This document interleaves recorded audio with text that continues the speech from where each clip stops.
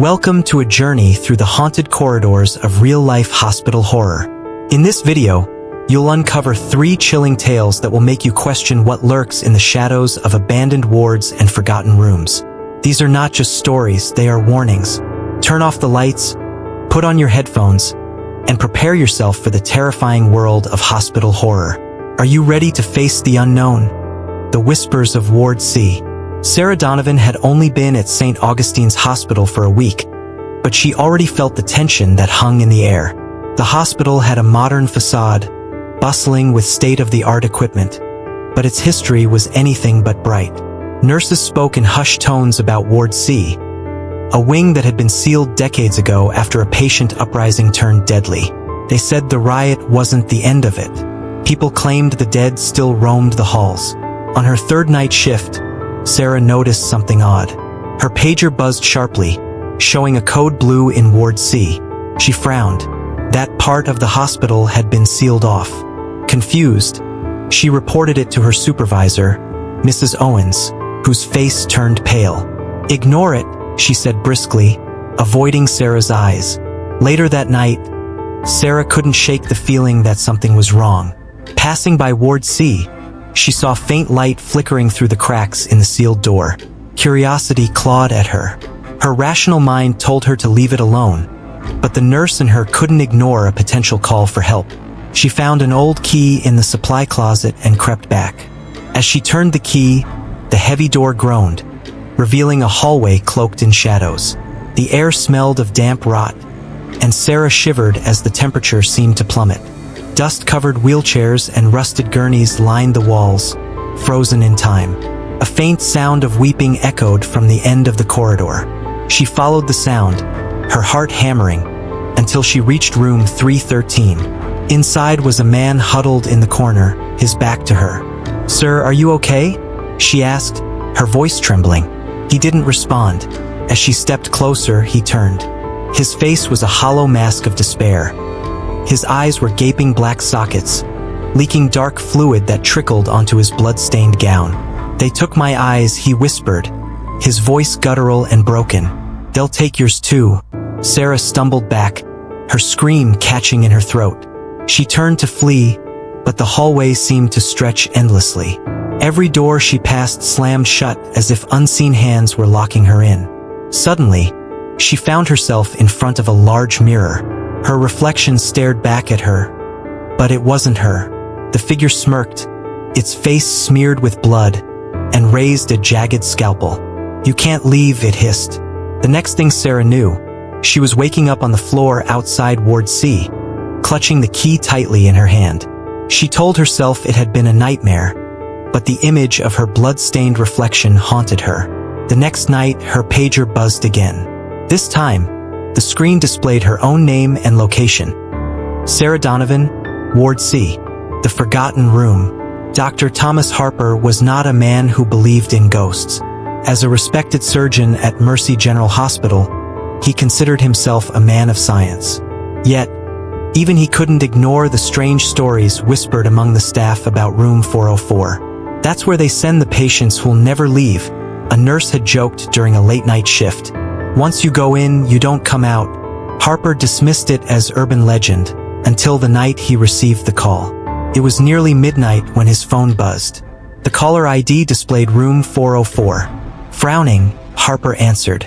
"Dr. Harper, you have to come," rasped a voice low and strained. "She's waiting." Before he could respond, the line went dead. Harper checked the hospital directory. No room 404 existed. His curiosity piqued. He searched the archives and found a faded blueprint. The room was marked in the basement, a part of the hospital long abandoned. Determined to debunk the story, Harper ventured to the basement. The elevator doors creaked open to a hallway cloaked in shadows. The air was icy and thick with the metallic scent of blood. At the end of the corridor, a door stood ajar, its number faintly visible, 404. Inside, the room was dimly lit by a flickering bulb. Medical equipment was scattered across the floor, and in the center was a hospital bed. A woman lay there, her frail body covered in a tattered gown. "Doctor," she whispered, her voice raspy and weak, "You came back." Harper froze. The woman's face was gaunt, her eyes sunken into her skull. He didn't recognize her, yet her voice carried a haunting familiarity. "You promised to save me," she said, her lips curling into a bitter smile. "I don't know you," Harper stammered. "But I know you," she hissed. "And you failed me." The monitors around her began to beep wildly, and shadows seeped from the walls, growing larger and darker. The room spun, and Harper found himself surrounded by twisted figures, their elongated limbs reaching for him. He ran, but the hallway stretched endlessly, and every turn brought him back to room 404. When he finally escaped and returned to his office, he was drenched in sweat. Yet, something had changed. Every reflection, his phone screen, the glass cabinet, even his coffee, showed the woman standing behind him, her sunken eyes boring into his. The silent nurse. Mark Hayes never believed in the supernatural, but his stay at St. Mary's Hospital changed everything. It started as a routine appendectomy, but strange things began happening after the surgery. Every night, a nurse in an old-fashioned uniform entered his room. She never spoke, only adjusted his fore and stood by his bed, watching him. When he mentioned her to the day staff, their faces paled. "There's no nurse on the night shift," one finally admitted. Determined to uncover the truth, Mark stayed awake the following night. At precisely 3 a.m., the door creaked open. The nurse entered, her face obscured by shadows. "Who are you?" Mark demanded. She stopped, slowly turning to face him. Her features were horrifying. Her eyes were dark hollows, her lips sewn shut with thick black thread, and her skin was a sickly, translucent white. She pointed at his chest with a trembling finger. Mark screamed, and she vanished, leaving behind a chill that lingered long after. The next morning, his doctor discovered a mistake. A clamp had been left inside him during surgery, causing an infection.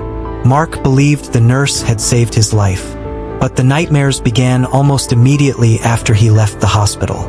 Each night, he saw her standing in his bedroom, pointing at his chest.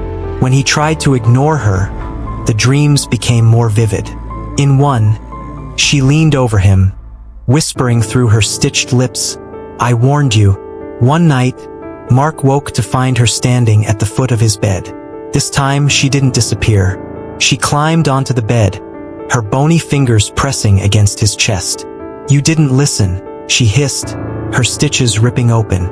Mark's body was found the next morning. His chest had been carved open with surgical precision, and above his bed, scrawled in blood, were the words, "Her shift never ends." These hospital halls may seem abandoned, but their stories live on. The whispers, the shadows, and the chilling encounters remind us that some places never truly rest.